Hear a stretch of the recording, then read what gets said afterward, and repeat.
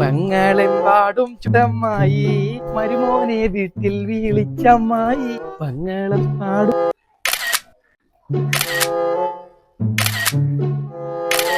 എടി കദീസ, ഹാപ്പി ഈദ് മുബാറക്.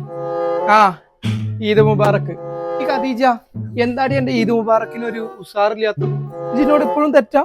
ഇക്കാരോടും തെറ്റൊന്നുമില്ല, ഇജൊന്ന് പൈക്കാ, ഞാൻ സെൽഫി എടുക്കാണ്. ഈ ഖദീസ, അനക്കിനോട് തെറ്റൊന്നുമില്ലെങ്കിലേ ഇജ് ഇന്നലെ മൈലാഞ്ചിയുടെ കാര്യമൊക്കെ കണ്ട് വിട്. ഞാൻ അത് അടിപൊളി പായസം ഉണ്ടാക്കിക്കണ്. ഇത് എനിക്ക് വേണ്ടിട്ട് കൊടുന്നു നിക്കണ്. ഇതെങ്ങനെ ഉണ്ടെന്ന് നോക്കി. എന്റെ പായസം ഒന്നും വേണ്ട, ഞാൻ എന്റെ കുടിയിൽ ബിരിയാണി ഉണ്ടാക്കിയിരുന്നു. എടി ഖദീസ, അനക്കിനോട് തെറ്റില്ലെങ്കിലേ ഇത് മര്യാദക്ക് ഇപ്പൊ കുടിച്ചോ. നല്ലൊരു പെരുന്നാളായിട്ട് അയൽവാസികളോടും കുടുംബക്കാരോടും തെറ്റാൻ പാടില്ല എന്നാ പടച്ചോൻ ശിക്ഷിക്കും. പടച്ചോനൊക്കെ പേടിയാവുണ്ട്. ആ എന്നാ കാട്ടിക്ക, ഞാൻ നോക്കട്ടെ.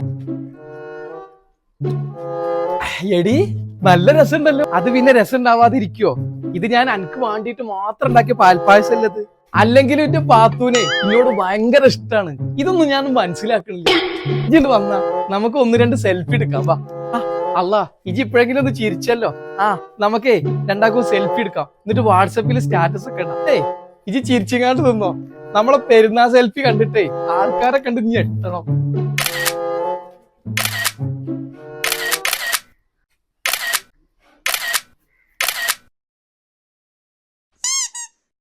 ആടി പെരുന്നാളായിട്ട് എങ്ങോട്ട് പോവാന്? ഞാൻ ഇവിടെ ഇങ്ങനെ കുത്തിയിരിക്കുന്നുണ്ട്. എടി പാത്തുവോ? ആ, ആരത്? എടി ഞാൻ കുറച്ച് കഴിഞ്ഞിട്ട് വിളിക്കട്ടാ. എന്താ ഖദീജ ഈ നേരത്ത്? എടി പാത്തുവോ, ഇത് കുറച്ച് പോത്തിറച്ചടി വലിയ പെരുന്നാക്കേ അറവിന് കിട്ടിയതാണ്. ഇതെന്റെ ഫ്രിഡ്ജിക്കൊന്ന് വെക്കോ. ഇന്റെ പെരയില് ഫ്രിഡ്ജില്ലാത്ത കാര്യം എനിക്ക് അറിയാലോ. ആ, നല്ല കഥായി.